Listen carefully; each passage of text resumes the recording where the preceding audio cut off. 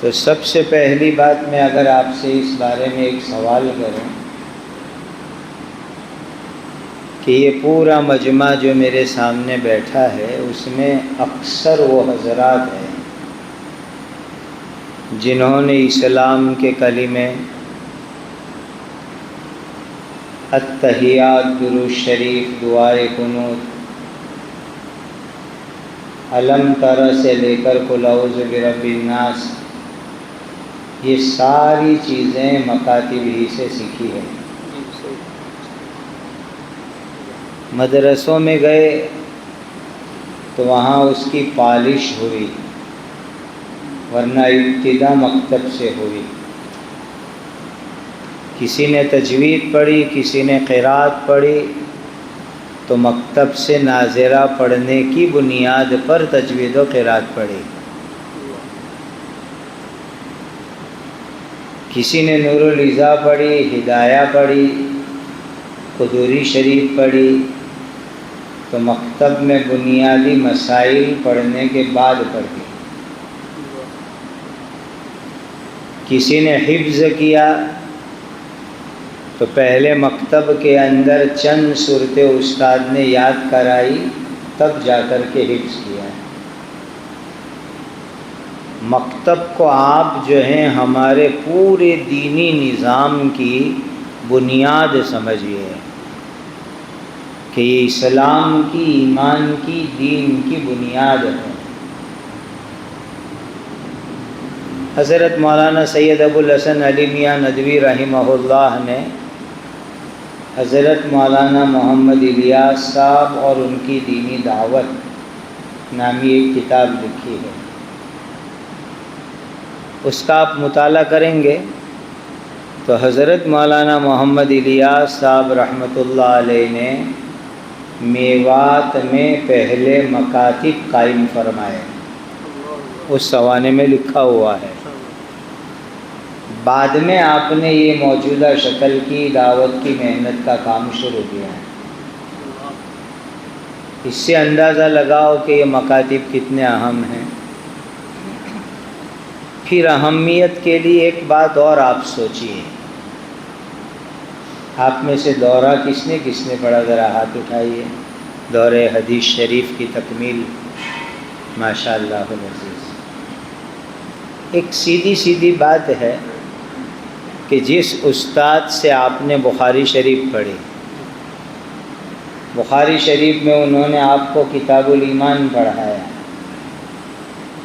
تو میں بھی چونکہ بخاری کا بھی مدرس ہوں تو کتاب الایمان کے لیے کتنی شروحات دیکھنی پڑتی ہے، کتنے صفحات کا مطالعہ کرنا پڑتا ہے، پھر اس کا خلاصہ طلباء کو سناتے ہیں کہ ایمان کی لغوی تعریف یہ، اصطلاحی تعریف یہ، ایمان کی تعریف کے سلسلے میں فلاں فرقے کا یہ عقیدہ، یہ عقیدہ، یہ عقیدہ، پھر پوری کتاب الایمان بخاری کے اندر۔ اب جتنی باتیں ایک شیخ الحدیث بخاری پڑھانے والا رات میں محنت کر کے شروحات دیکھ کر کے بخاری کی کتاب الایمان میں پڑھاتا ہے، وہ اگر طلباء کو ششماہی اور سالانہ امتحان تک پورا یاد رہیں تو بہت بڑی نعمت۔ دورہ شریف پڑھنے کے بعد اس کے مباحث میں سے 5% بھی آپ کسی کو یاد نہیں رہتا۔ اس کے بالمقابل مکتب کے استاد نے پڑھا دیا ایمان مجمل اور ایمان مفصل، وہ بچہ مرنے تک زندگی میں اسے یاد رکھے گا۔ اب آپ اندازہ لگاؤ، چونکہ میں خود مدرس ہوں اس لیے میں کہہ سکتا ہوں کہ بخاری پڑھانے والا زیادہ ثواب کما رہا ہے کہ مکتب میں ایمان مجمل اور مفصل پڑھانے والا زیادہ ثواب کما رہا ہے۔ سیدھی بات، یہ میں آپ کو مکتب کی اہمیت سمجھانے کے لیے چند بنیادی باتیں کہہ رہا ہوں۔ میں تو بڑے علماء کے مجمع میں کہتا ہوں کہ بزرگوں، مکتب کے ذریعے سے جو سیکھا وہ قبرستان تک زندگی میں ساتھ رہتا ہے۔ ایک بچے نے صحیح نہج سے مکتب پڑھ لیا تو وہ بچہ سب کچھ ہو سکتا ہے، لیکن انشاءاللہ کبھی مرتد نہیں ہو سکتا۔ صحیح نہج سے جس نے مکتب پڑھ لیا کبھی انشاءاللہ وہ مرتد نہیں بنے گا۔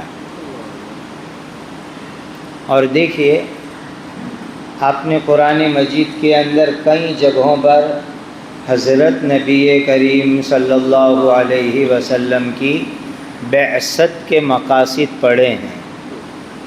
ایک ہی طرح کا مضمون ہے لیکن تقدیم و تاخیر کے ساتھ۔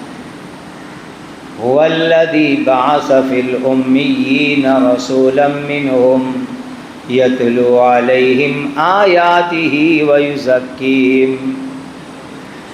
تو کہیں یزکیہم پہلے ہیں، کہیں یزکیہم بعد میں ہیں، لیکن تمام مقامات پر یتلو علیہم پہلے نمبر پر ہے۔ جہاں بھی اس طرح کی 4-5 مواقع پر اس طرح کی آیت ہے، یتلو علیہم سب سے پہلے ہیں۔ گویا اللہ تعالیٰ نے اپنے آخری نبی حضرت محمد الرسول اللہ صلی اللہ علیہ وسلم کو جن مقاصد کے لیے دنیا میں بھیجا، اس میں پہلے نمبر کا مقصد ہے یتلو علیہم آیاتہ۔ اور یہ یتلو علیہم آیاتہ کہاں پورا ہوتا ہے؟ اس کا اول مصداق مکاتب قرآنیہ ہے۔ سب سے پہلا مقصد کہ یتلو علیہم آیاتہ والا مقصد مکمل ہوتا ہے قرآنی مکاتب کے اندر۔ دوسرے نمبر پر درجات حفظ میں، تیسرے نمبر پر تجوید و قرات کی درسگاہوں میں، اور چوتھے نمبر کے اوپر تفسیر کی مجلسوں میں۔ گرچہ اس کا مصداق آگے والی آیت حصہ بھی ہے، وَيُزَكِّيهِمْ وَيُعَلِّمُهُمُ الْكِتَابَ وَالْحِكْمَةَ، لیکن یتلو علیہم کے مصداق یہ 3 مقامات ہے: مکاتب قرآنیہ، درجات حفظ، درجات تجوید و قرات۔ یہ نبی کریم صلی اللہ علیہ وسلم کی بعثت با سعادت کا سب سے اہم مقصد، سب سے بنیادی مقصد۔ آگے سنیے، حضرت اقدس شیخ الہند مولانا محمود حسن صاحب دیوبندی رحمۃ اللہ علیہ نے مالٹا سے آ کر کے امت کی صلاح و فلاح کے لیے جو 2 تدبیر اور تجویز بتلائی، کہ میں نے مالٹا کی جیل کے اندر بیٹھ کر کے بہت سوچا، بہت غور کیا، اور میں تو سمجھتا ہوں یہ الہام من اللہ ہے کہ مسلمانوں کے ایمان کو بچانے کے لیے ہمیں کیا کرنا۔ تو حضرت نے 2 باتیں ارشاد فرمائی۔ اس میں پہلی بات فرمائی کہ ہر بستی میں، ہر جگہ پر مکاتب کو قائم کیا جائے۔ جہاں بھی مسلمان رہتے ہو وہاں مکاتب قائم کیے جائے۔ یہ پہلا مقصد اہم ترین دین کی اشاعت اور دین کی حفاظت کا ہے۔ اسی لیے میرے معزز علماء، میرے سر کے تاج، جو حضرات مکاتب پڑھاتے ہیں وہ کبھی بھی احساس کمتری میں مبتلا نہ ہو کہ ہم بہت چھوٹا کام کرتے ہیں۔ کوئی آپ کو سوال کرے کہ آپ کا کام کیا ہے تو 3 مرتبہ اللہ کا شکر ادا کیجیے، الحمدللہ الحمدللہ الحمدللہ۔ میں بچوں کو ناظرہ پڑھاتا ہوں، میں بچوں کو مکتب پڑھاتا ہوں، اسی لیے کہ میرے اللہ نے فرمایا وَلَٰكِن كُونُوا رَبَّانِيِّينَ بِمَا كُنتُمْ تُعَلِّمُونَ الْكِتَابَ وَبِمَا كُنتُمْ تَدْرُسُونَ۔ تم ربانی بن جاؤ، رب والے بن جاؤ۔ اور رب والے کیسے بنو گے؟ قرآن مجید کی تعلیم اور تعلم کی برکت سے، تم ربانی اور اللہ والے بن جاؤ گے۔ تو یہ مکتب پڑھانا تو ربانی بننے کا بہترین طریقہ ہے، بہترین طریقہ۔ اور یہ حدیث صرف جلسوں کے پوسٹر کی نہیں ہے، ہماری زندگی کے لیے۔ خیرکم من تعلم القرآن وعلمہ، تم میں بہترین شخص وہ ہیں جو قرآن سکھلاتا ہو، سیکھتا ہو، سکھلاتا ہو، وہ بہترین شخص ہے۔ تو پیارے آقا حضرت محمد الرسول اللہ صلی اللہ علیہ وسلم نے سب سے بہتر انسان اس کو کہا جو قرآن مجید سیکھنے سکھانے کا کام کرے، یہ سب سے بہترین انسان ہے۔ اس لیے ہمارے جو معزز علماء کرام مکاتب پڑھانے کے کام میں ہیں، وہ کبھی اپنے کام کو معمولی نہ سمجھے، اپنے کام کو حقیر نہ سمجھے۔ آپ بہت اونچا اور بہت قیمتی کام کر رہے ہو، قرآن کی روشنی میں، حدیث پاک کی روشنی میں، بزرگوں کے الفاظ میں برکت ہوتی ہے۔ بعینی میں الفاظ سناؤں، حضرت مولانا علی میاں صاحب رحمۃ اللہ علیہ نے اپنی کتاب تکبیر مسلسل میں صفحہ 230 پر ارشاد فرمایا، خصوصاً مدارس و مکاتب کا قیام اس وقت اتنا ضروری ہو گیا ہے کہ میں سمجھتا ہوں کہ اس وقت نئی نسل کی اسلامیت کی بقا و تحفظ کے لیے، نئی نسل کے ایمان اور اسلام کو بچانے کے لیے مکاتب کے قیام کے علاوہ کوئی اور تدبیر اتنی مؤثر نہیں ہو سکتی۔ مکاتب کے قیام کے علاوہ کوئی اور تدبیر اتنی مؤثر نہیں ہو سکتی آنے والی نسلوں کے ایمان کو بچانے کے واسطے۔ اس سے اندازہ لگاؤ کہ یہ مکاتب کا کام کتنا اہم ہے اور کتنا ضروری ہے۔ لہذا قرآن مجید کی آیت میں نے آپ کو سنانی، حدیث پاک سنائی، حضرت علی میاں صاحب رحمۃ اللہ علیہ کا ملفوظ سنایا۔ امید ہے کہ اتنی مقدار کافی شافی ہوگی مکاتب کی اہمیت کو سمجھنے کے واسطے۔ اس کے بعد ایک اہم موضوع ہے کہ مسلمان بچے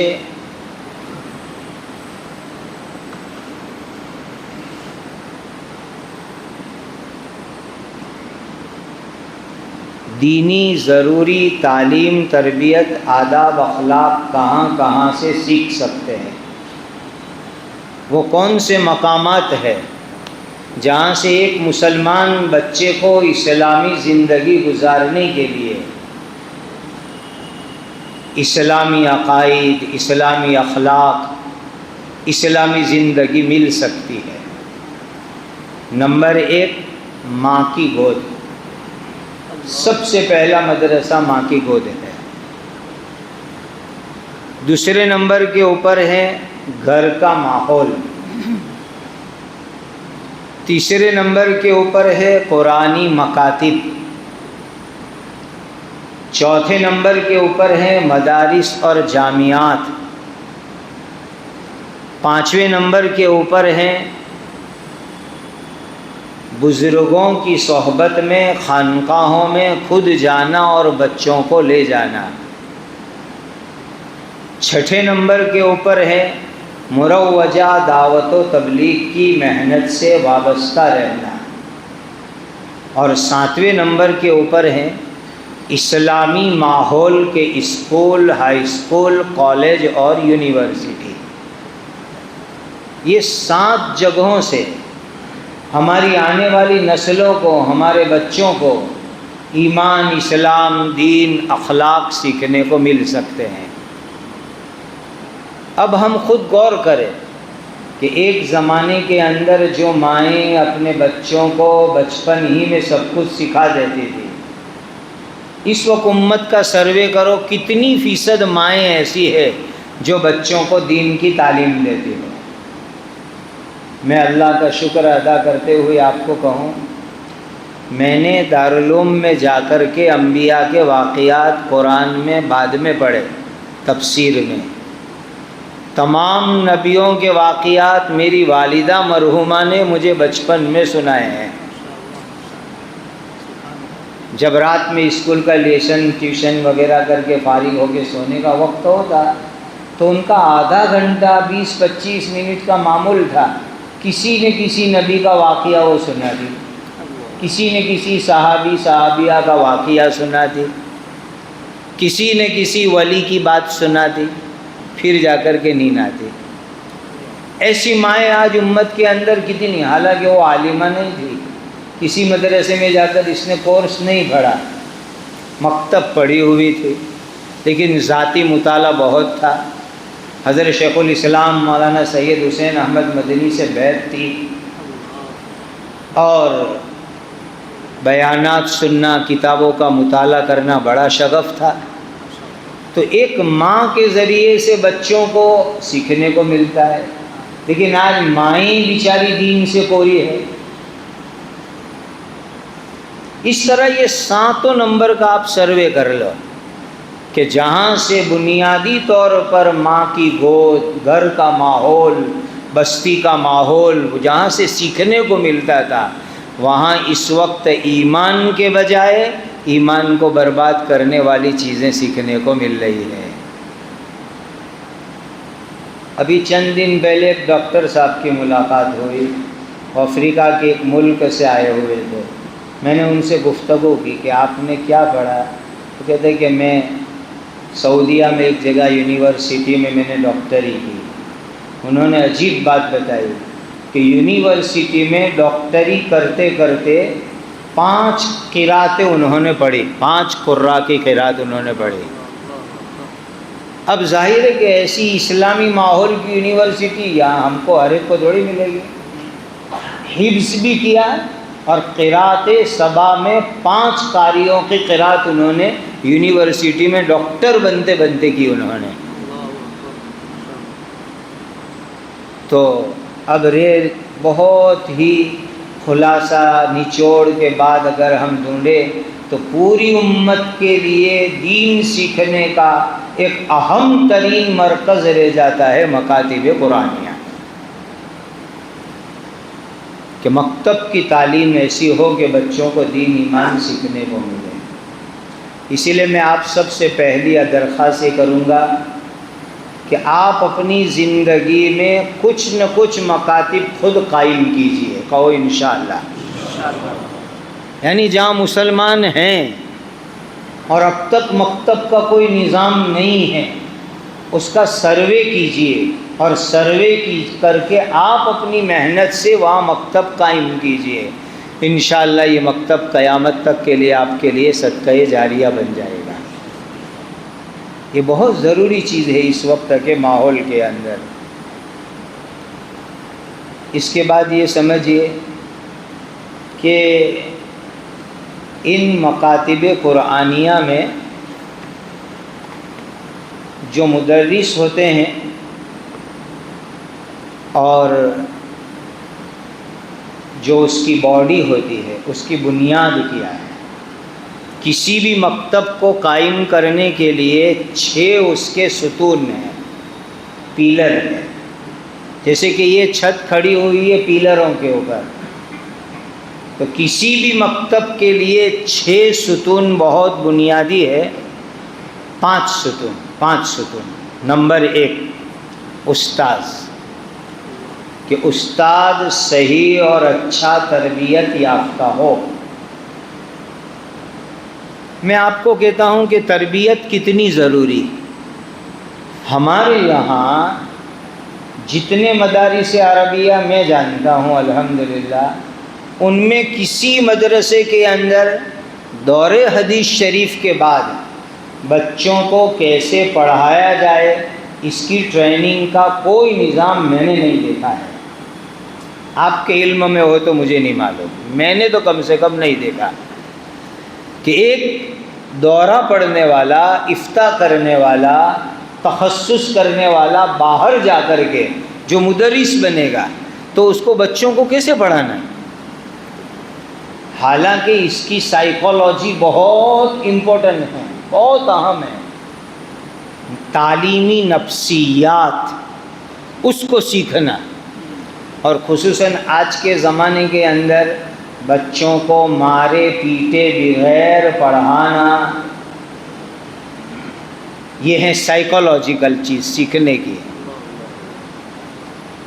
ہمارے یہاں، میں تعریف کرنے کے لیے نہیں کہتا ہوں، آپ کو کھلم کھلی دعوت ہے، یہ ہمارا جو ہے تعارف نامہ ہے، جس کو بھی شوق ہو وہ مجلس کے بعد لے سکتے ہیں قیمتاً، مفت کی چیز کی قدر نہیں ہوتی ہے۔ تو ہمارے یہاں جو مدرسین ہیں، آپ کسی بھی جماعت میں چلے جائیے، مکتب میں ایک بھی لکڑی مارے بغیر وہ بچوں کو الحمدللہ پڑھاتے ہیں۔ اور ایک جو جنرل شکایت ہے کہ بچے حاضری نہیں دیتے، غیر حاضری کرتے، اس کا بھی ہمارے پاس علاج ہے، لیکن اس کے لیے آپ کو ہمارے یہاں سیکھنے آنا پڑے گا۔ آپ نے وقت دیا ہے 10 سے 12، اتنی دیر میں نہیں سکھا سکتا، میں کوئی باپو نہیں ہوں کہ تعویذ لکھ کے گھول کے پلا دوں آپ کو۔ اس کی ہمارے یہاں باقاعدہ ٹریننگ ہوتی ہے، ملک بھر سے علماء آتے ہیں، حدیث پڑھانے والے بھی آتے ہیں سائیکالوجی کی ٹریننگ لینے کے لیے، اور ہمارے یہاں اس سلسلے میں مستقل کتاب پڑھائی جاتی ہے، بچوں کو پڑھانے کا طریقہ، اس کتاب کا نام ہی ہے، اس کی باقاعدہ تدریس ہوتی ہے۔ مکتب کی لائن کا کوئی بھی سوال آپ پیش کرو، انشاءاللہ اس کا جواب وہ کتاب میں آپ کو ملے گا، کوئی بھی سوال۔ تو یہ سیکھنے کی چیز ہے کہ بغیر مارے بغیر ڈانٹے بچوں کو کیسے پڑھانا، غیر حاضری کرنے والے بچوں کو 100% حاضری پر کیسے لے آنا، یہ سائیکالوجیکل چیز ہے، وہ آپ کو سیکھنے آنا پڑے گا۔ پھر اس کے اندر ہم جو بچوں کو کرتے ہیں کہ یہ غبی ہے، 3rd کلاس، یہ 1st کلاس، یہ 2nd کلاس، یہ تقسیم ہی نہیں ہمارے یہاں۔ ہم تو یہ سمجھتے ہیں کہ اللہ کا پیدا کیا ہوا ہر بندہ صلاحیت اور استعداد والا ہے۔ اب پتھر کو ہیرا کیسے بنانا، یہ کمال مدرس میں ہونا چاہیے، کہ پتھر کو ہیرا کیسے بنانا، یہ کمال مدرس میں ہونا چاہیے، اور یہ چیز سیکھنے کی ہے۔ اسی لیے مکتب کے 5 ستون میں پہلا ستون ہے مکتب پڑھانے کی تدریب، ٹریننگ لیا ہوا استاذ، یہ پہلا ستون ہے مکتب کا۔ دوسرا ستون بچے۔ بچے تو میرے ایمان والے بھائیوں، امت کا ہر بچہ اللہ کی امانت ہے، ہر بچہ اللہ کی امانت۔ کسی بھی گھر کا، ایک غریب گھرانے کا آئے گا یا کسی کروڑ پتی سیٹھ کا بچہ آئے گا، ہمارے لیے دین کی محنت کے میدان کے اعتبار سے دونوں برابر ہیں۔ چونکہ حضرت نبی کریم صلی اللہ علیہ وسلم نے دین سکھانے میں عثمان غنی اور بلال میں تفریق نہیں کی کہ یہ حبشی ہے، غلام زادہ ہے، یہ غنی اور مالدار ہے، ان میں حضور نے کوئی تمیز نہیں کی۔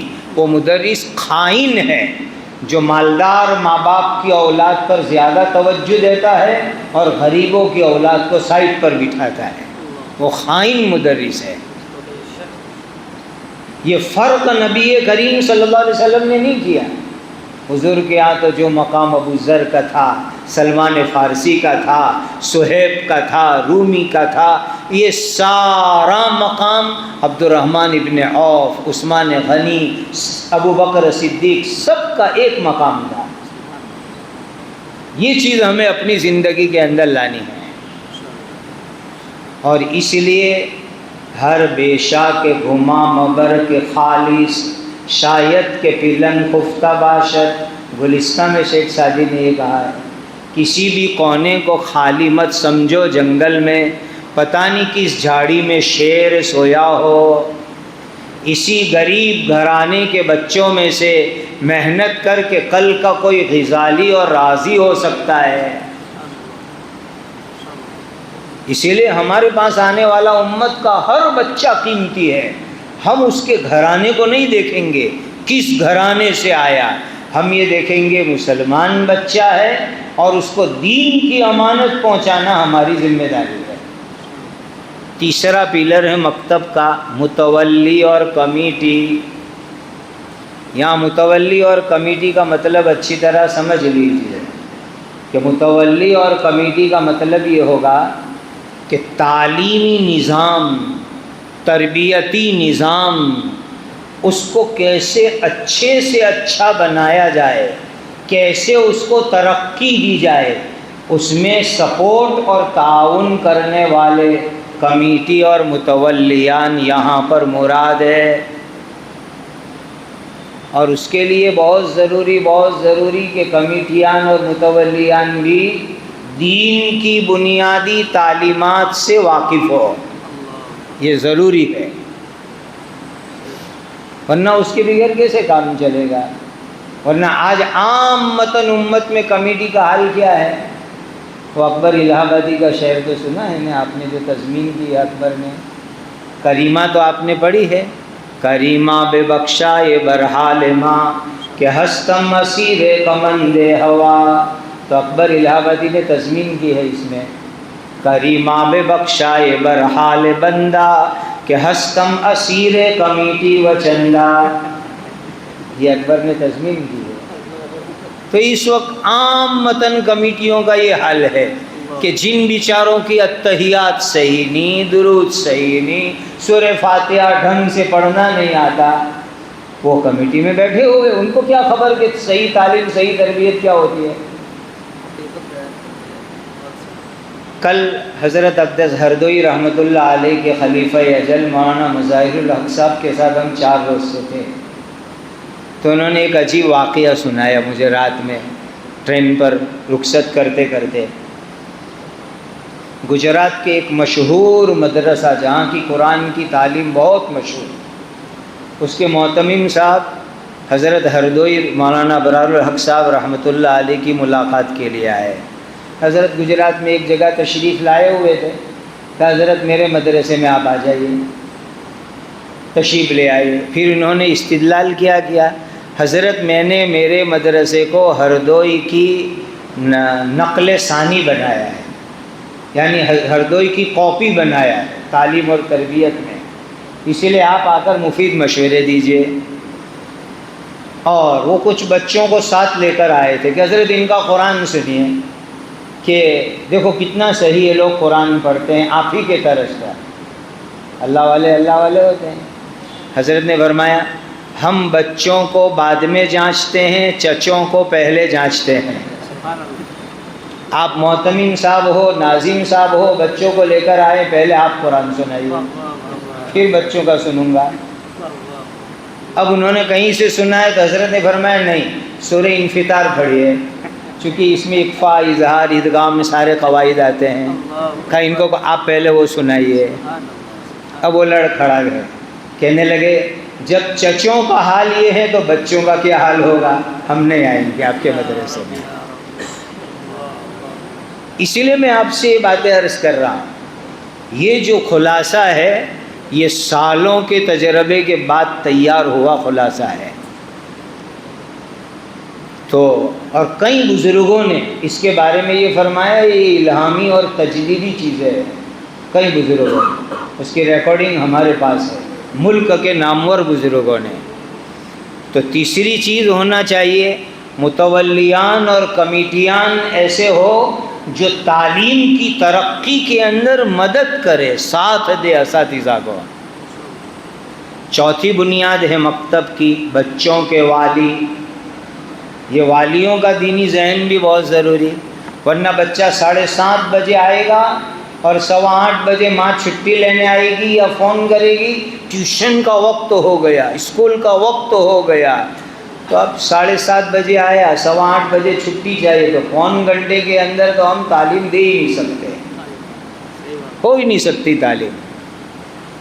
اس لیے ہمارے یہاں کئی مدرسوں میں یہ نظام ہے کہ شروع سال میں داخلے کے وقت والیوں کی میٹنگ لازمی ہے، والیوں کو جمع کرتے ہیں، ماؤں کو پردے کے پیچھے جمع کرتے ہیں، ان کی ذہن سازی، حاضری کے بارے میں، وقت دینے کے بارے میں، غیر حاضری کے نقصانات، یہ بہت ضروری، اور درمیانی سال میں بھی ضروری۔ تو مکتب کا یہ چوتھا ستون ہے والی، بچوں کے ماں باپ، اور پانچواں ستون ہے نصاب اور کورس۔ اب نصاب اور کورس میں کتنی چیزیں ہونی چاہیے، یہ بھی بہت اہم موضوع ہے اس وقت کے اوپر۔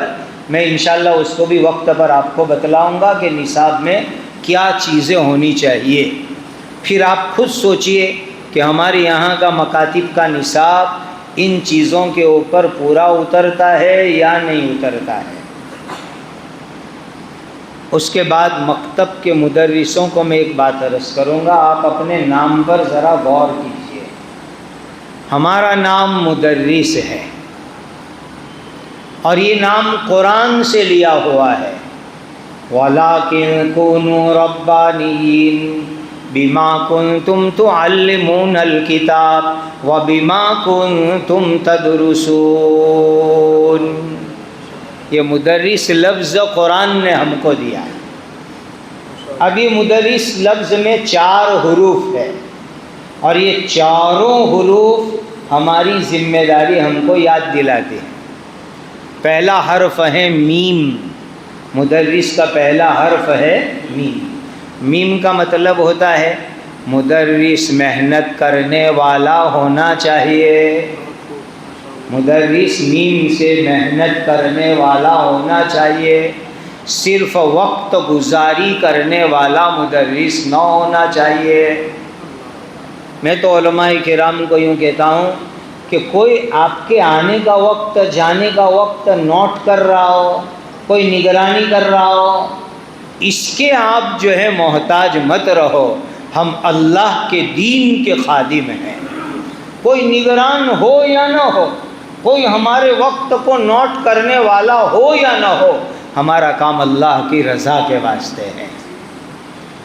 جو ملازمت کرے گا، نوکری سمجھے گا، جاب سمجھے گا، وہ گھڑی دیکھے گا، اور جو خادم سمجھے گا قرآن کا، دین کا، تو وہ آدمی کبھی گھڑی نہیں دیکھے گا، بلکہ اپنی ہر منٹ ان بچوں کے اوپر لگانا اپنی سعادت سمجھے گا۔ اور جو مدرس محنتو ہوگا اس کو کیا ملے گا؟ وَالَّذِينَ جَاهَدُوا فِينَا لَنَهْدِيَنَّهُمْ سُبُلَنَا وَإِنَّ اللَّهَ لَمَعَ الْمُحْسِنِينَ۔ محنت کرو، اللہ تعالیٰ دین دنیا دونوں راہیں کھول دیں گے، دین دنیا دونوں راہیں کھول دیں گے محنت کی برکت سے۔ میرے معزز علماء کرام، میرے سر کا تاج، آپ کی تدریس محض اللہ کے لیے ہیں، لیکن میں آپ سے عرض کروں، اگر آپ پوری محنت کے ساتھ بچوں کو ناظرہ پڑھاؤ گے تو اللہ تعالیٰ دنیا میں بھی مالی لائن میں آپ کو بڑی وسعتوں سے مالا مال فرمائیں گے، مالی لائن کی وسعتوں سے بھی مالا مال فرمائیں گے، کوئی تنگی نہیں رہے گی۔ جو مدرس محنت سے صحیح قرآن پڑھائے گا اس کو کبھی مالیات کی لائن کی تکلیف نہیں ہو سکتی۔ ایک واقعہ سناؤ، جس کو بھی مشاہدہ کرنا ہو آپ ہمارے یہاں آئیے ٹریننگ میں، یہ واقعے کا بھی مشاہدہ کرا دوں گا۔ ہمارے ایک قریبی ہے، ان کے والد اسکول کے اس وقت پرنسپل بننے جا رہے ہیں اور سالوں سے ٹیچر ہیں، اور گجرات گورنمنٹ کی اسکول میں تقریباً 45,000 روپے ان کی ماہانہ تنخواہ ہے۔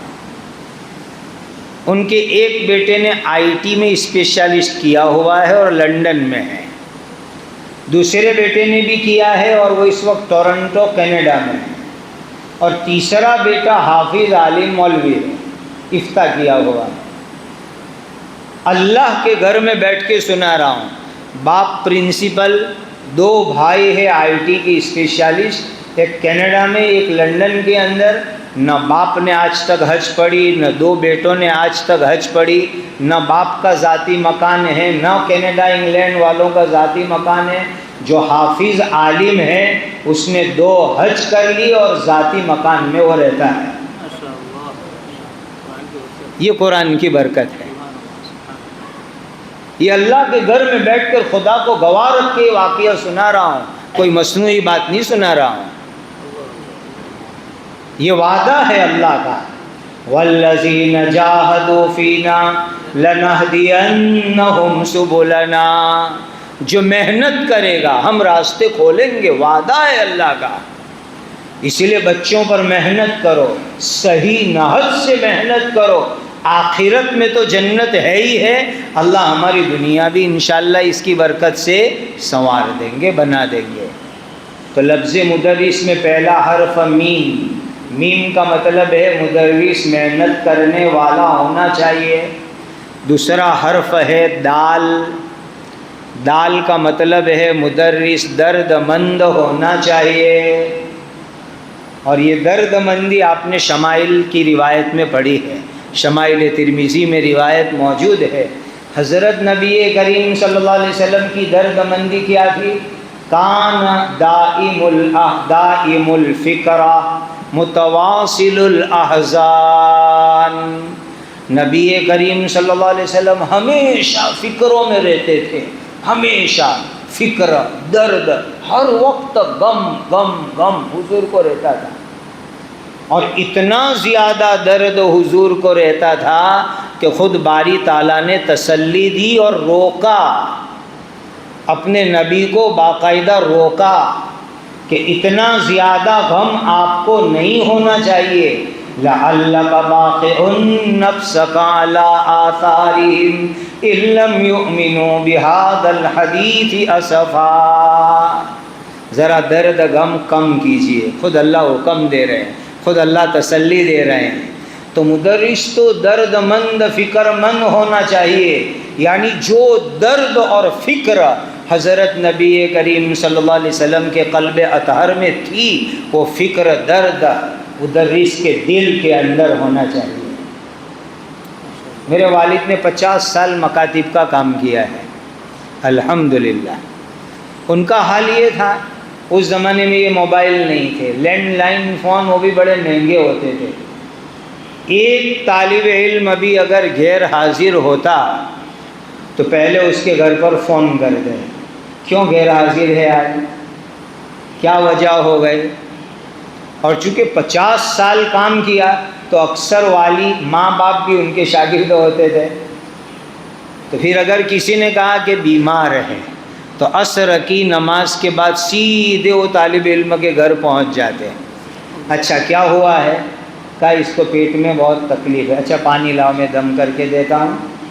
پھر وہ حضرت شیخ الاسلام مدنی کے شاگرد و خادم تھے، تو حضرت نے ان کو عملیات کی بھی اجازت دی تھی، تو بیٹھ کر کچھ مرچی سے نظر اتارتے، کچھ اور دم کرتے اور کہتے بیٹا آج رات بھر پانی پینا، کل صبح مکتب میں وقت پر آ جانا، یہ کہہ کر کے تشریف لے آتے ہیں۔ اب مجال نہیں ہوتی تھی دوسرے دن کسی بچے کی غیر حاضری کرنے کی۔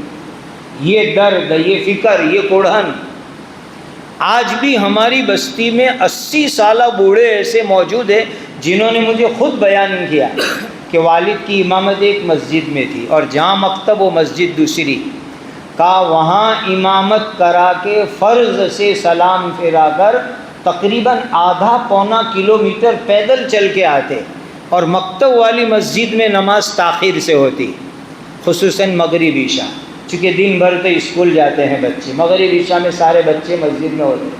کا آنے کے بعد عشاء کی نماز میں مکتب کے ہر بچے کی نماز کی نگرانی کرتے کہ کس نے صحیح پیر نماز میں رکھا ہے، کس کا ہاتھ صحیح ہے، کس کا صحیح نہیں ہے، پوری کڑی نگرانی۔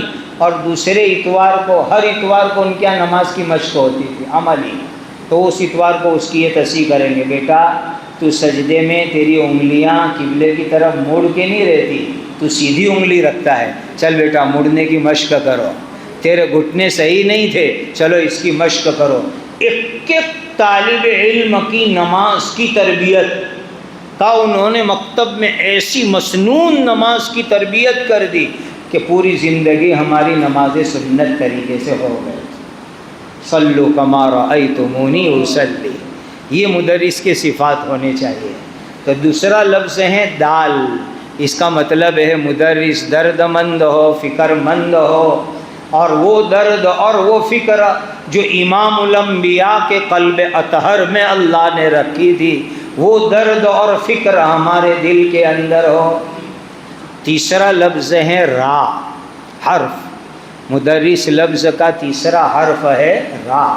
را کا مطلب ہوتا ہے مدرس رہبر و رہنما ہونا چاہیے، مدرس رہبر اور رہنما ہونا چاہیے۔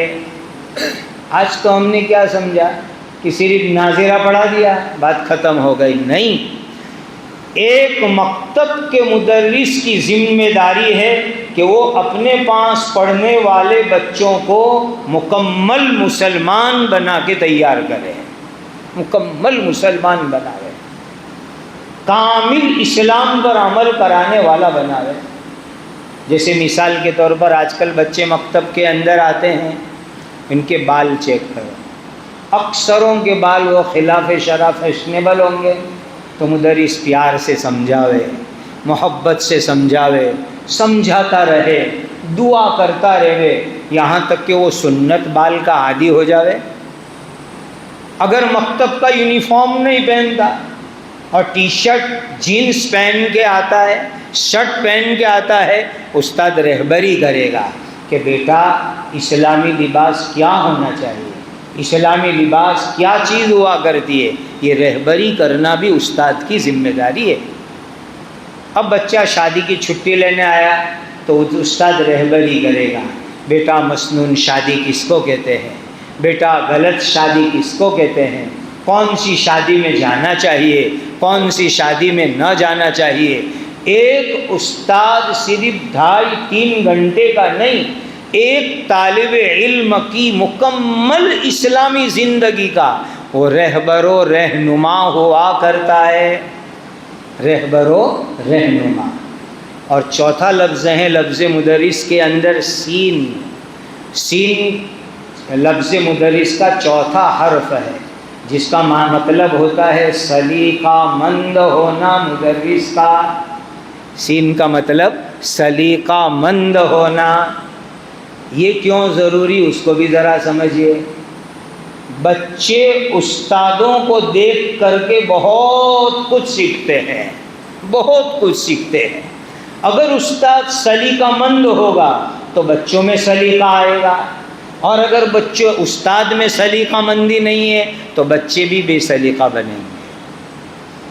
ایک مدرسے میں ایک در کلاس کے تمام طلباء یہ گٹکا کھانے کے عادی ہو گئے۔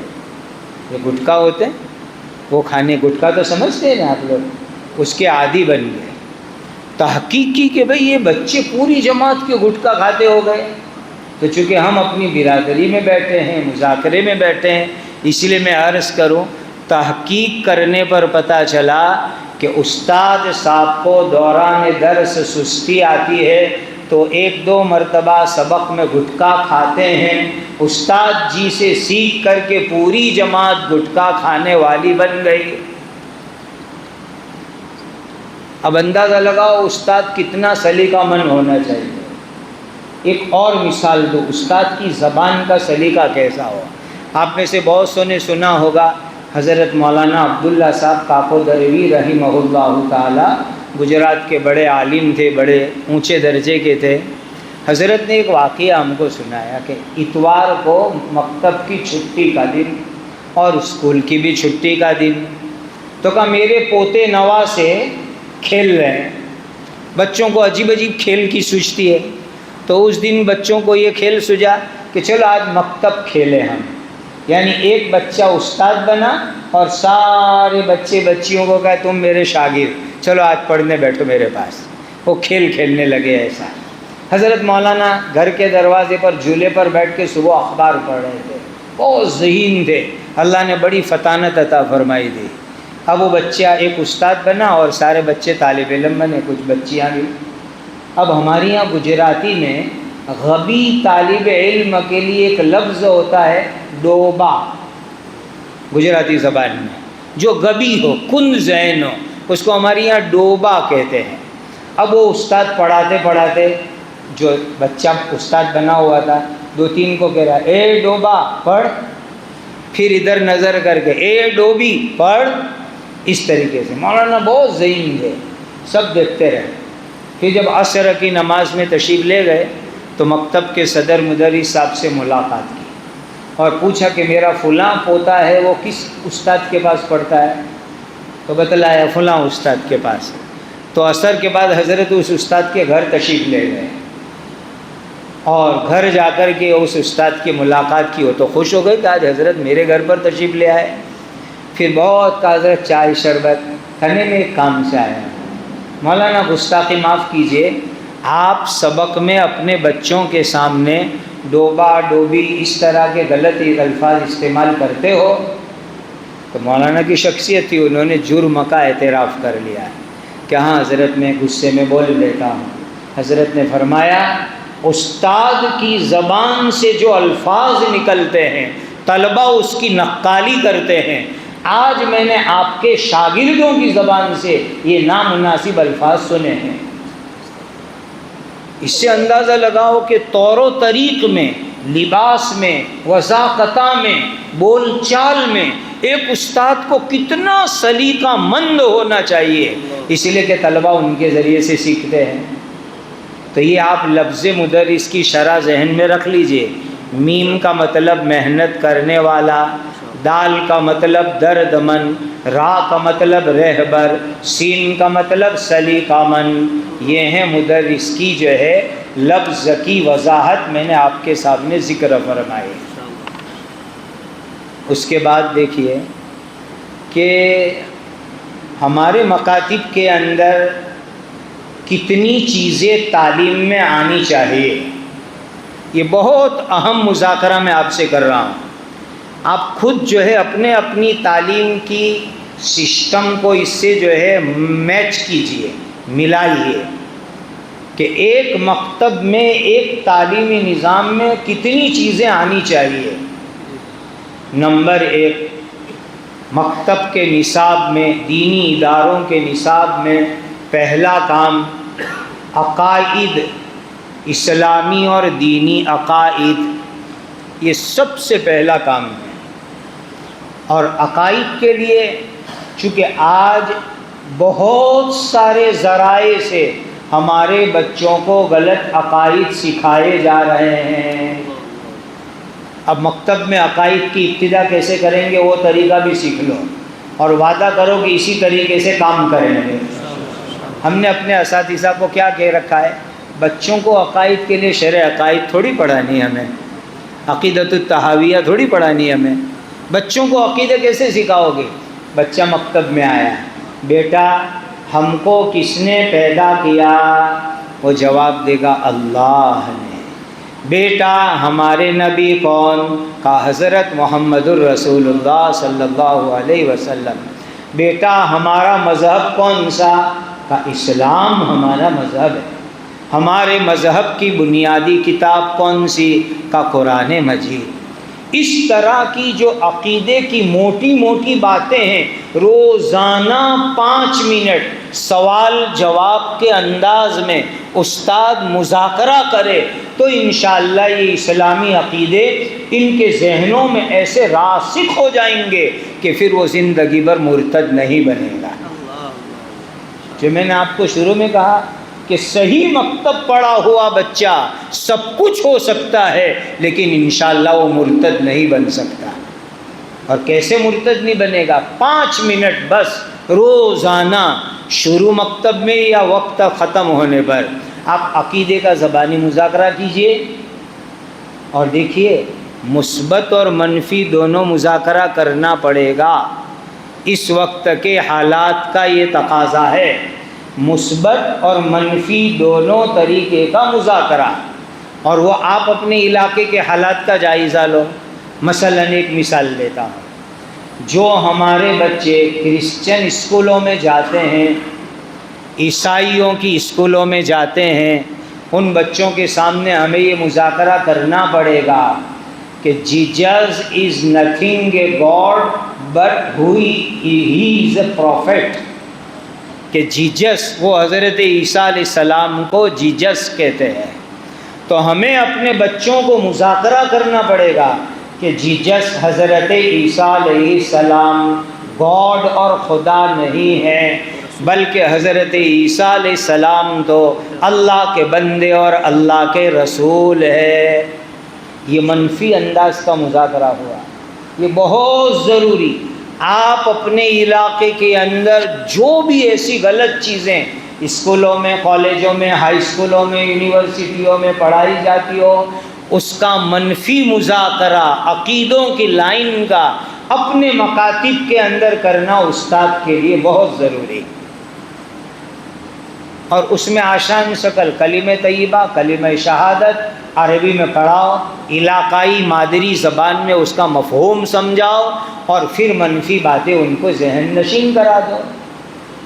یہ پہلا کام ہے مکاتب کا، اصلاح عقائد، کہ بچوں کو صحیح عقیدے ہم سکھلاوے۔ نمبر 2، قرآن مجید کی صحیح تعلیم، صرف تعلیم نہیں، جو لفظ میں استعمال کر رہا ہوں، قرآن مجید کی صحیح تعلیم، اس کے لیے پہلے استاد کو اپنا قرآن صحیح کرنا ہوگا، اور صحیح قرآن پڑھنا فرض عین ہے۔ علامہ جزیری کا قول تو آپ نے سنا ہے نا، وَالْأَخْذُ بِالتَّجْوِيدِ حَتْمٌ لَازِمٌ مَنْ لَمْ يُجَوِّدِ الْقُرْآنَ فَهُوَ آثِمٌ۔ صحیح قرآن پڑھانا فرض ہے، اور جو اس کے خلاف کرے گا وہ گنہگار ہوگا۔ اور جمال القرآن، آپ کو معلوم ہے ایک کتاب ہے حضرت تھانوی رحمۃ اللہ علیہ کی، جمال القرآن میں حضرت تھانوی نے لکھا ہے کہ جو استاد قرآن صحیح نہ پڑھاوے اس کے لیے تنخواہ لینا ناجائز ہے۔ حوالے کے ساتھ فتویٰ سنا رہا ہوں، حضرت تھانوی نے جمال القرآن میں یہ مسئلہ لکھا ہے، جو استاد تجوید کے بغیر صحیح قرآن نہ پڑھاوے اس کے لیے تنخواہ لینا ناجائز ہے۔ اسی لیے پہلی ضرورت کہ استاد اپنا قرآن صحیح کر لے۔ میں نہیں کہتا کہ سارے اساتذہ قاری مقری بن جاوے، قرآن تو صحیح کر لے وے، قرآن تو ٹھیک کر لے وے۔ اسی لیے یہ دوسرے نمبر پر قرآن مجید صحیح پڑھانا، یہ ہمارے مکاتب کا دوسرے نمبر کا کام ہو گیا۔ تیسرے نمبر کے اوپر ہے بنیادی ضروری مسائل، بنیادی ضروری نماز، غسل، وضو، یہ بنیادی ضروری مسائل، اس کا مذاکرہ۔ میرے بزرگوں، میرے علماء، میرے سر کے تاج، چونکہ ہم لوگ سمر ویکیشن میں کالج ہائی اسکول کے اسٹوڈنٹس کے لیے کیمپ کرتے ہیں، سمر کیمپ، ویکیشن کیمپ، ہمیں خوب تجربہ ہے امت کے نوجوانوں کا الحمدللہ۔ بہت سے نوجوان کوئی جو ہے ڈاکٹری میں ہیں، کوئی انجینئرنگ میں ہیں، جب ان سے دینی مذاکرہ ہوتا ہے تو بیچاروں کو غسل کا طریقہ بھی معلوم نہیں ہوتا ہے، حالانکہ بالغ ہوئے 10 سال ہو گئے، لیکن غسل جنابت کیسے کرنا، غسل کے فرائض کیا ہے وہ بھی معلوم نہیں۔ بلکہ میں ایسے بھی بچوں سے ملا ہوں، اللہ کو گواہ رکھ کے کہتا ہوں کہ کلمہ طیبہ ان کو آدھا ہی یاد ہے، بس لا الہ الا اللہ محمد الرسول اللہ تو آتا ہی نہیں۔ اسی لیے بنیادی ضروری مسائل، نماز کے، وضو کے، غسل کے، یہ ہمارے مکاتب کا تیسرے نمبر کا بڑا اہم ترین کام ہے۔ چوتھا کام ہے حضرت نبی کریم صلی اللہ علیہ وسلم کی سیرت اور آپ کی سنتیں، سیرت پاک اور آپ کی سنتیں۔ ہمارے بچوں کو یہ بتلانا ہے کہ اللہ کے آخری نبی حضرت محمد الرسول اللہ صلی اللہ علیہ وسلم کی سیرت مبارکہ کیا ہے۔ اب بچوں نے سیرت پڑھی نہیں، اب کوئی ظالم کہے گا حضور اور حضرت عائشہ کی شادی کے بارے میں تو وہ شک میں پڑ جائے گا، اور نعوذ باللہ حضور کی گستاخی تک پہنچ سکتا ہے۔ یہ قصوروار ہم مکتب کے مدرسین، اگر ہم نے ان کو صحیح سیرت پڑھائی ہوتی اور سیرت پڑھاتے پڑھاتے ہم نے ان کی ذہن سازی کی ہوتی کہ حضرت عائشہ اور حضور کا نکاح کوئی برا نہیں تھا، یہ وجہ یہ وجہ یہ وجہ یہ وجہ نصاب میں آپ پڑھا دیتے تو کبھی ہمارا وہ بچہ شک میں مبتلا نہ ہوتا۔ سیرت پاک اور سنن اور آداب یہ ہمارے مکاتب کے اندر بہت اہم اور ضروری چیز۔ 5ویں نمبر پر ہے اسلامی اخلاق، بچوں کو اسلامی اخلاق سکھانا۔ میں ایک اس کی عجیب مثال دوں، آپ حیرت میں رہ جاؤ گے۔ ہمارے یہاں مکتب میں مدرسوں میں بچوں کو اخلاق سکھائے جاتے ہیں۔ استاد کی بڑوں کی چپل سیدھی کرنا، یہ بھی ایک اخلاق سکھائے جاتے ہیں، اور بھی بہت سارے اخلاق ہیں۔ ہمارے ایک مدرسے کے اندر گورنمنٹ کے آئی بی کے بڑے آفیسر آئے رپورٹ لینے کے لیے، سنیے عجیب واقعہ ہے۔ وہ چند سوالات لے کر آئے تھے، تمہارے مدرسے میں یہ ہیں، اس میں ایک امپورٹنٹ سوال تھا، آپ بچوں کو کیا سکھاتے ہو؟ یہ امپورٹنٹ سوال تھا۔ اب سنیے آگے کی بات۔ جب مدرسے کا ریسیس کا وقت ہوا، بیچ میں استنجے کا، بچے کلاس میں سے نکلے، ان کو یہ نہیں معلوم کہ آفس میں کون بیٹھا ہوا ہے۔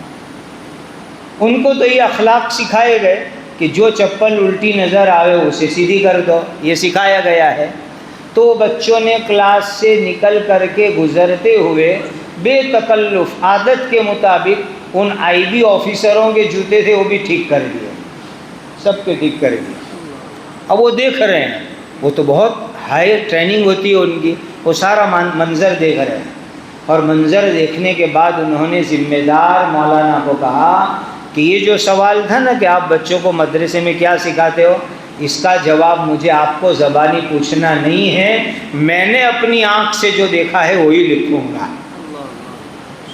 اور اس نے ایک شاندار رپورٹ لکھی کہ ان مدرسوں میں بچوں کو کیسے اخلاق سکھائے جاتے ہیں، شاندار رپورٹ لکھی، اور ذمہ دار کو بتلایا دیکھو میں نے کیا لکھا۔ یہ ہے اخلاق کا اثر، کہ اگر ہم اپنے بچوں کو اچھے اخلاق سکھائیں گے مدرسے مکتب سے تو انشاءاللہ وہ اسلام کے لیے بڑے اچھے ترجمان ثابت ہوں گے۔ تو اسلامی اخلاق بھی مکتب میں بچوں کو سکھانا ہے۔ اور چھٹی چیز، چند اہم ضروری چیزیں ان کو ہو بہو قرآن حدیث کی زبانی یاد کرانا، اس کو ہم محفوظات کہتے ہیں۔ قرآن حدیث کی چند ضروری چیزیں لفظ بلفظ زبانی یاد کرا دینا۔ اس کی ایک مثال دوں میں آپ کو، مسنون دعائیں اس میں آتی ہے۔ کئی علماء کے ساتھ ہم نے کئی دنوں تک مذاکرہ کیا کہ بھئی مکتب کے نصاب میں کتنی مسنون دعائیں شامل کریں، تو مذاکرہ کرتے کرتے کرتے اس نتیجے پر پہنچے کہ ایک مسلمان کو روز مرہ کی زندگی میں 50 سے زائد مسنون دعاؤں کی ضرورت پڑتی ہے۔ ہر مسلمان کو، کوئی مستثنیٰ نہیں، جس کو روزانہ کی ضروریات میں 50 سے زائد دعاؤں کی ضرورت پڑتی ہے۔ اس میں صبح میں اٹھنے سے لے کر رات سونے تک استنجا اور کپڑے پہننا اور کھانا اور گھر سے باہر نکلنا، 50 سے زائد دعاؤں کی ضرورت پڑتی ہے۔ اور چند کلمے ہیں، 5 کلمے، ایمان مجمل مفصل، اس کو محفوظات کہا جاتا ہے، جو بچوں کو ہو بہو زبانی یاد کرانے کی ضرورت ہوتی ہے۔ تو یہ 6 چیزیں کم از کم ہمارے مکاتب کے نصاب کے اندر ہو، مدرسوں کے نصاب میں ہو۔ پہلی چیز عقائد، نمبر 2 صحیح قرآن مجید، نمبر 3 ضروری مسائل، نمبر 4 سیرت و سنن، نمبر 5 اخلاق و آداب، اور نمبر 6 محفوظات۔ یہ 6 چیزیں ہمارے مکتب کے نصاب کے اندر ہو تو انشاءاللہ ہمارا مکتب کامیاب ہو جائے گا، اور انشاءاللہ ایک مثالی اور امت کی ضرورت کو پورا کرنے والا مکتب وہ ہمارا کہلائے گا۔ یہ چند میں نے نظام مکتب کے متعلق ضروری باتیں آپ کے سامنے عرض کی۔ میرے معزز حضرات علماء کرام، اس وقت جن حالات سے امت گزر رہی ہے، بہت درد سے کہتا ہوں، بہت درد سے کہتا ہوں کہ مکاتب کا قیام بہت ضروری ہے، بہت ضروری ہے، بہت ضروری ہے۔ اب آپ کو میں ایک آسان بات بتلاؤں کہ مکاتب کہاں قائم کریں گے؟ ہمارے سامنے جب کام کرنا ہوتا ہے تو شیطان ہم کو بہت چکروں میں ڈالتا ہے کہ عمارت کہاں ہے، کہاں مکتب قائم کریں گے، کسی کا مکان مل جائے، کوئی کمیٹی اپنی جگہ ہم کو دے دے وے اور ہم کو یہ مل جائے وہ مل جائے، بالکل غلط ہے۔ حضرت تھانوی رحمۃ اللہ علیہ فرماتے ہیں تعلیم پہلے تعمیر بعد میں۔ حضرت فرماتے ہیں تعلیم پہلے تعمیر بعد میں۔ اور جو حضرات دارالعلوم دیوبند کی تاریخ سے واقف ہیں وہ اچھی طرح جانتے ہیں کہ دیوبند میں ایک انار کے درخت کے نیچے دیوبند کے ایک ملا محمود بیٹھے اور محمود نام کا ایک طالب علم بیٹھا اور محمود کام کا آغاز ہوا ایک انار کے درخت کے نیچے سے۔ آپ میں سے بہت سے خوش نصیب ہوں گے جنہوں نے وہ انار کا درخت دیکھا ہوگا۔ دیوبند میں چھتہ مسجد کے اندر وہ انار کا درخت تھا۔ تو ہمارے بزرگوں نے ہم کو یہی سکھایا، پہلے تعلیم ہوگی بعد میں تعمیر ہوگی۔ ہم ایک درخت کے نیچے بھی کام کر سکتے ہیں۔ آپ کیا سمجھتے ہیں کہ گجرات میں ہر جگہ بلڈنگیں ہیں؟ آپ آئیے ہمارے ساتھ، ہم کہاں مکتب قائم کرتے ہیں آپ کی آسانی کے لیے بتلاؤں۔ نمبر 1، کام کی محنت کی کہاں کہاں ضرورت ہے۔ کوئی آدمی ہمیں خوشی سے اجازت دے دے کہ بھئی میرا گھر کا چبوترا آگے والا اوٹا میں آپ کی خدمت میں پیش کرتا ہوں، اس کو اللہ کی بہت بڑی نعمت سمجھ کر کے مکتب شروع کر دیجئے۔ نمبر 2، کسی کے مکان کی چھت مل جائے وہاں بیٹھ کر مکتب شروع کر سکتے ہیں۔ کمیونٹی ہال کے نام سے کوئی عمارت ہو، آپ کہیے کہ بھئی 2-3 گھنٹے کا تو مسئلہ ہے۔ نمبر 4، کوئی عبادت گاہ مسجد ہو۔ نمبر 5، کوئی جگہ نہ ملے درخت کے نیچے بیٹھ کر کے۔ الحمدللہ ہم گجرات میں آج بھی بعض جگہوں پر درخت کے نیچے مکاتب چلا رہے ہیں۔ یہ مقامات اچھی طرح ذہن میں رکھیے، کسی کے مکان کا چبوترا، کسی کے مکان کی چھت، کمیونٹی ہال، پہلے سے بنا ہوا عبادت خانہ مسجد یا کوئی نظم نہ ہو تو اخیر میں درخت کے نیچے ہم کام شروع کر سکتے ہیں۔ اور معزز علماء، آپ کہاں تلاش کریں گے کہ میں مکتب قائم کروں؟ وہ بھی میں آپ کی آسانی کے لیے چند باتیں بتلا دوں۔ نمبر 1، شہروں میں نئی آباد ہونے والی کالونیاں، جو نئی کالونیاں بن رہی ہے وہاں مکاتب کو آپ قائم کیجئے۔ نمبر 2، اپارٹمنٹ کے فلیٹوں میں، نئے اپارٹمنٹ بن رہے ہیں وہاں کے فلیٹوں میں۔ نمبر 3، گندے اور تنگ گلی کوچے جھونپڑوں والے سلم ایریوں کے اندر۔ نمبر 4، ندی اور سمندر کے کنارے آباد ہونے والے غریب مسلمان۔ نمبر 5، مختلف سرکاری محکموں کے اسٹاف کوارٹر میں رہنے والے مسلمان۔ نمبر 6، جو مسلمان مسلم آبادیوں سے دور خالص غیر مسلموں کے درمیان رہتے ہیں۔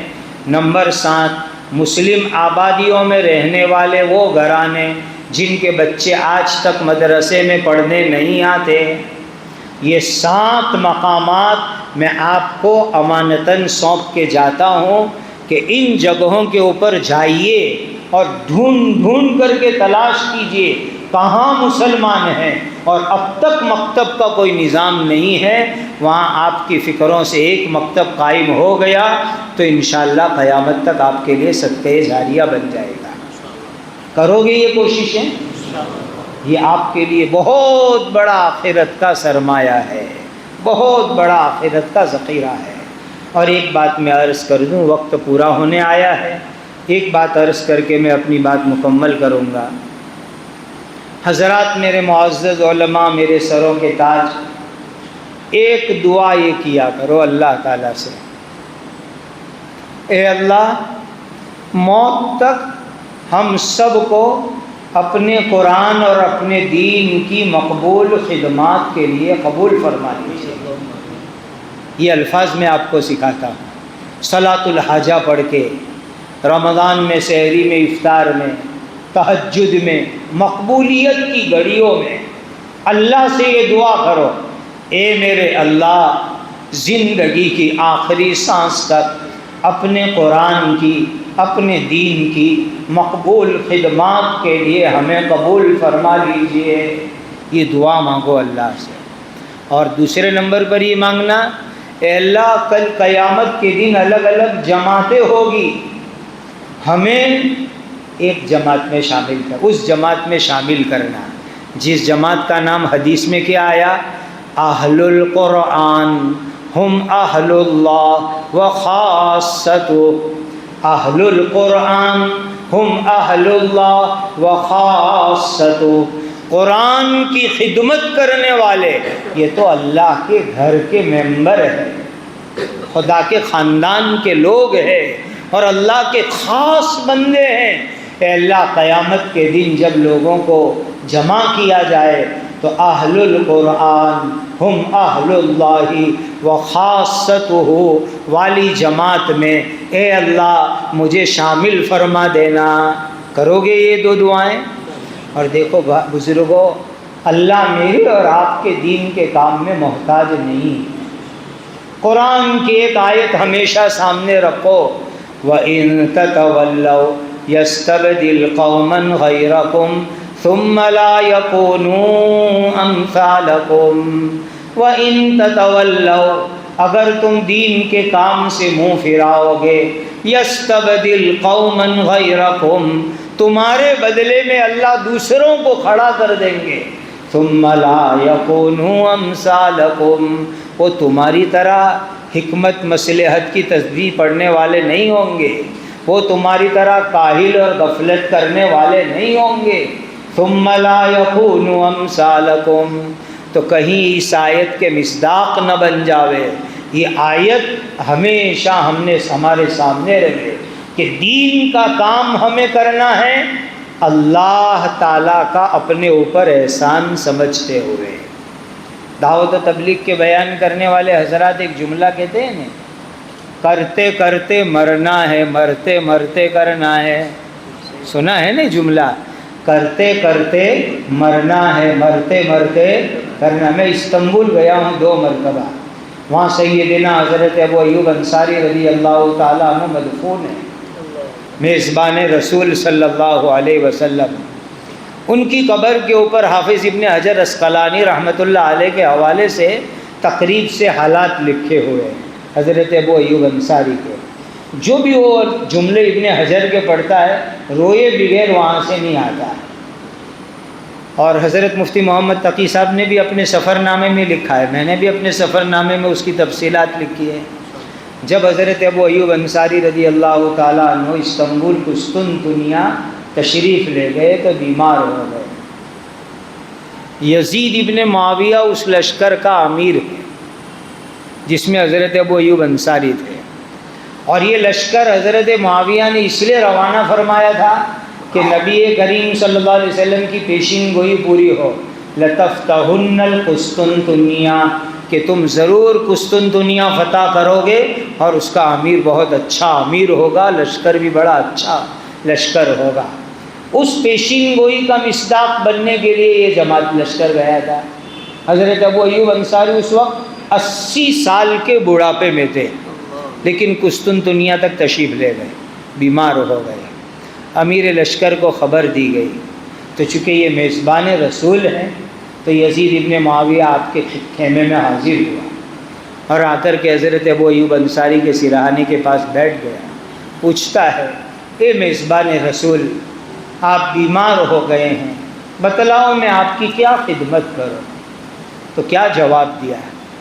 بس کیا میری خدمت کرو گے، میری ایک جو ہے آرزو ہے، خدا کرے کہ وہ پوری ہو جاوے اور تم اس کو پوری کر دو تو تمہارا شکریہ۔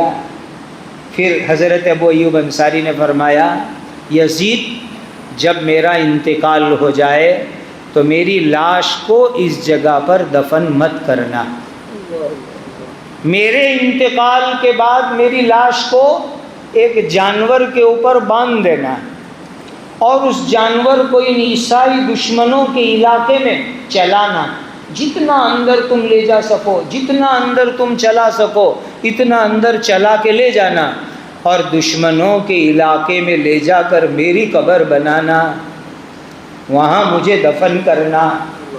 گویا ابو ایوب انصاری کے جذبات یہ تھے، اے اللہ جب تک میں زندہ تھا میرا بدن تیرے دین کے لیے چلتا رہا، اور موت آ گئی تو میری لاش بھی تیرے دین کے لیے چلتی رہی، میری لاش بھی تیرے دین کے لیے چلتی رہی۔ اس کو کہتے ہیں کرتے کرتے مرنا، مرتے مرتے کرنا۔ یہ قرآن کی خدمت کی ہمیں ایسی دھن لگ جاوے، ایسی دھن لگ جاوے کہ ہماری زندگی کا مشن یہی قرآن مجید کی تعلیم ہو جاوے۔ اللہ سبحانہ و تعالی ہماری اس جڑنے کو، مل جل کر بیٹھنے کو قبول فرماوے۔ اللہ تعالیٰ اپنی رضا اور اپنی خوشنودی کا ذریعہ بناوے۔ اللہ موت تک ہمیں اپنے دین کی مقبول خدمات کے لیے قبول فرما لے۔ دعاؤں کا اہتمام کرو اور کوشش کرو کہ جس کسی بستی میں، گاؤں میں، کالونی میں، اپارٹمنٹ میں، سلم ایریے میں، بنجر بستیوں میں، جہاں مکتب نہیں ہے، ہماری فکروں سے، ہماری کوششوں سے مکتب شروع ہو جائے اور وہ ہمارے لیے قیامت تک صدقہ جاریہ بن جائے۔ کرو گے ایسی کوشش؟ اللہ ہم سب کو اس کی توفیق اور سعادت عطا فرمائے۔ میں آپ تمام معزز علماء کرام کا ممنون و مشکور ہوں کہ دن کے اس وقت میں آپ حضرات تشریف لائے اور جو ہے ان دینی گزارشات کو آپ نے سنا۔ اللہ اس مل جل کے بیٹھنے کو میرے لیے، آپ کے لیے اپنی رضا کا ذریعہ بنائے۔ وآخر دعوانا الحمد للہ رب العالمین۔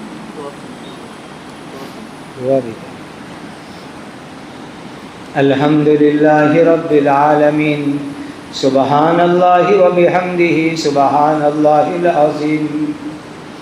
اللہم صل علی سیدنا محمد وعلی آل سیدنا محمد صلاة تنجینا بہا من جمیع الاحوال والآفات وتقضی لنا بہا جمیع الحاجات وتطہرنا بہا من جمیع السیئات وترفعنا بہا عندک علی الدرجات وتبلغنا بہا اقصى الغایات من جمیع الخیرات فی الحیات وبعد الممات انک علی کل شیء قدیر۔